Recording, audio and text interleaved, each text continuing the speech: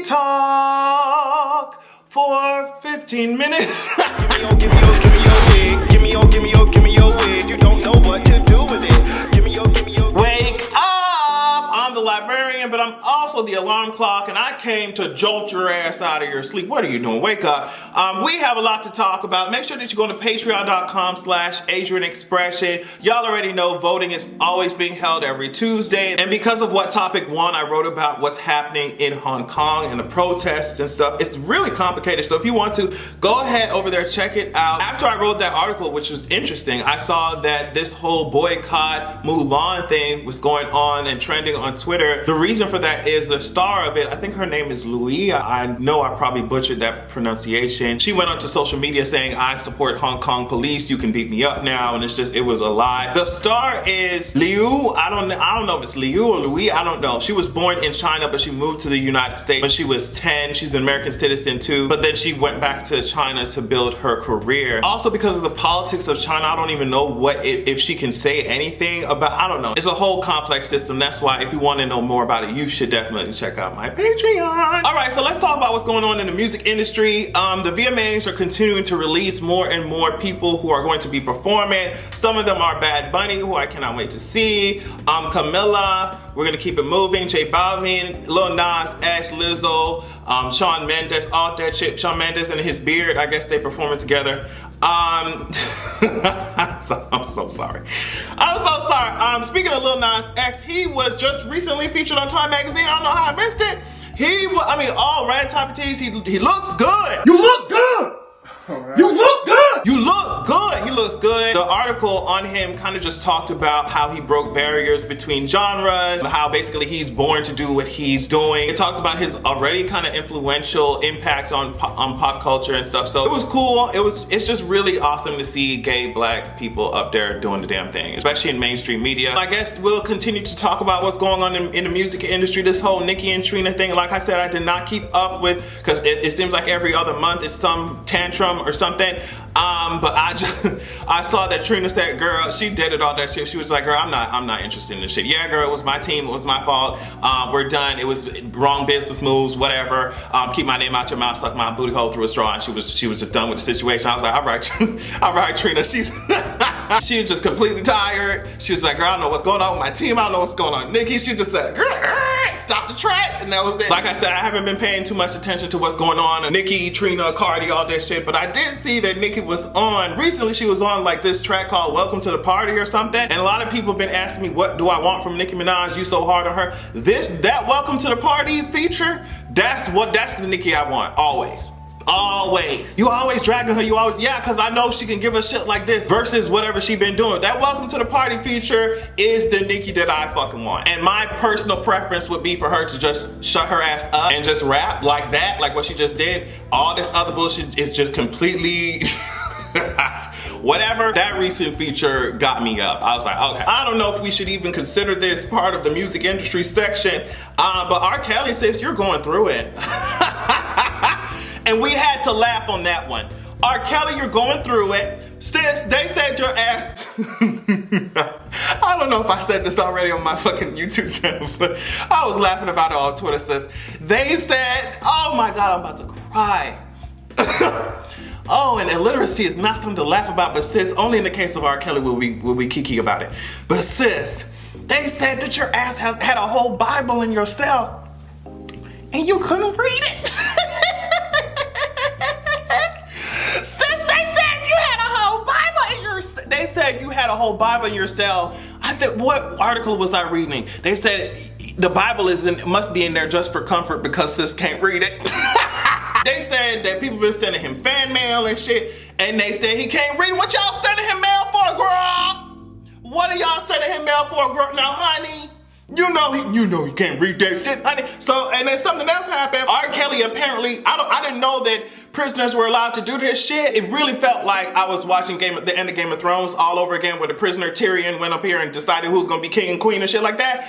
But R. Kelly apparently refused transport from federal lockup to Layton Criminal Court building, so he was a no call, no show for his goddamn court. I need to shut the fuck up. He was a no call, no show for his court appearance. So they were just like, girl, we raising, not only are we raising the bar, but we're raising the bond on your ass. Get me out of here. Get me out of here, girl. Just like they got you out of here. So I don't know what else to tell him, but they put the key in that ignition and they pressed the gas and drove off the cliff with your ass. All you had to do was not assault people. That's all you had to do. Oh my God, get him out of here. So girl, come over here. Let's talk about Jay-Z. So there's a lot of people getting mad about what Jay-Z is doing, and I completely understand why. So Jay-Z recently went up there and signed this whole NFL. Now I waited a long time to even speak about this on Twitter, much less my YouTube channel. And I was just looking at all these, articles and reading up and looking at what he said. It just still rubs me the wrong way. He signed this deal with NFL, and it's just like, oh, it's under the guise of social justice and all this. We're gonna give platforms to players to allow them to speak up, and it's just, oh my God. Jemele Hill really put my feelings concisely into one sentence. She said, and she wrote a whole article, I'm gonna read a quote from it. Jay-Z has given the NFL exactly what it wanted: guilt-free access to black audiences, culture, entertainers, and influencers. And this is Jay-Z, to me, in my opinion, has been kind of moving really shady in certain things. And of course, let me go ahead and say this before everybody starts dragging. I understand the contributions and the money that he has given to the black community, to people who have been incarcerated. I understand that. But some of these business deals that he's been doing, wasn't he also involved in some ankle bracelet shit? I mean, even people were talking about that whole Brooklyn Nets situation and gentrification. It's really not rubbing me the right way. And every time something like this comes up, they're always, and it's not just Jay-Z, with other like tone deaf deals, they be like, just wait and see what they do with it. And usually they just end up taking the bag and running. It's just like, and I will give him that he said, oh, well, I'm not diminishing. In one interview, he said, I'm not diminishing the fact that Colin Kaepernick knelt, or that, some of these protests have to happen. But what do we do after? What do we do after? I think we've moved on past kneeling. And it's just like, it just seems weird. And everyone's collecting a check from some corporation. So that's a given. We live in a capitalist ass society. But for the NFL to have dragged Colin Kaepernick all this way, and then there are conflicting stories about whether Jay-Z even talked to this nigga at all. I think Colin Kaepernick's girlfriend went up there on Twitter saying that he didn't reach out, then somebody else said that he did. It's just like, for NFL to have dragged Colin Kaepernick all this way, we don't know what the contract said, but they dragged his ass. And to me, for you to come up after all that he sacrificed and sign Roc Nation onto that shit without even demanding, in my opinion, accountability from the NFL, it seems weird. I mean, y'all can tell me what y'all think about it. This is the whole reason why I'm bringing it up. This video, please let me know what you think about it. And it would be one thing if this is the first time that it happened, but the way he's been kind of moving, it seems weird to me. But let me know what you guys think about it. And he was talking about, oh, are we gonna be stuck on Colin Kaepernick not having a job, or are we gonna help all these millions and millions of people out? And it's just like, what do you mean help millions and millions of people out? Like, you're literally kissing the NFL's ass after you were telling people not to perform for them and talking about, oh, I don't need the Super Bowl and all this just last year. Of course, we still stuck on Colin Kaepernick not having a job. Like, what are you talking about? As I said, what do you mean by helping millions and millions of people? Like, you're helping Roc Nation's pockets and you're assisting in NFL's publicity and marketing campaign. Like, I don't know. Tell me what y'all think about it. Like I said, all of our faves, especially our rich ass faves, make shady moves, super capitalist, exploitative moves, but it's just Jay-Z this week, so let's just have the conversation about it. All right, the last part of this video will be focused on what's going on politically, like we always do. I see you in your flop outfit like you always do, Trump, and flop is definitely the right word to use, since during the time that I'm making this video, Empty Seat MAGA Tour is trending on social media. Now, the reason why it's trending is because Trump always brags about, oh my goodness, my rallies are sold out, they're sold out. Everybody brags, oh, they're sold out. Meanwhile, back at the ranch, literally, this was a rally in New Hampshire, just like, all right, where they at? Where they at?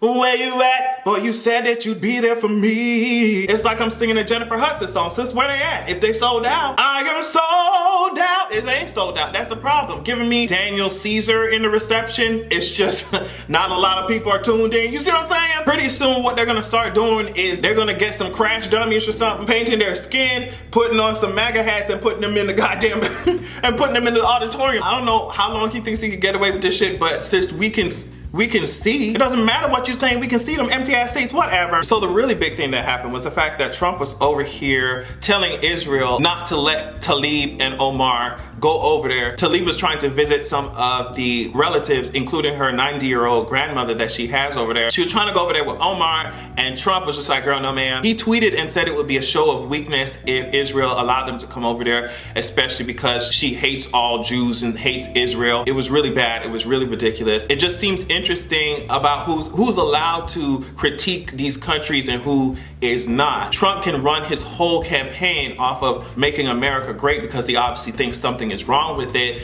He can make his whole campaign off of critiquing America. Meanwhile, these congresswomen can't do that. And if they do that, they're anti-American. And it's the same stupid argument that they use against these congresswomen when they are over here critiquing Israel's oppressive policies. It's like, oh, if you critique the policies, you must automatically hate Israel and hate Jewish people. It's crazy that these alt-right people only care about bigotry when it's time to make baseless arguments like that. So initially, Israel's interior minister he blocked it. He barred them from coming over. And before we even move on from that, we have to really focus on the fact that Trump is doing shit that's unprecedented, literally, just as a sitting president, sending messages out to Israel publicly like that, just like shitting on his own politicians. It's crazy. That's craziness. So at first Israel barred them, then they changed their minds. They ended up publishing what they said was Tlaib's written request. This is coming from Time magazine. Written request saying that she wanted to visit her grandmother. She apparently said, this could be my last opportunity to see her. I will respect any restrictions and not promote boycotts against Israel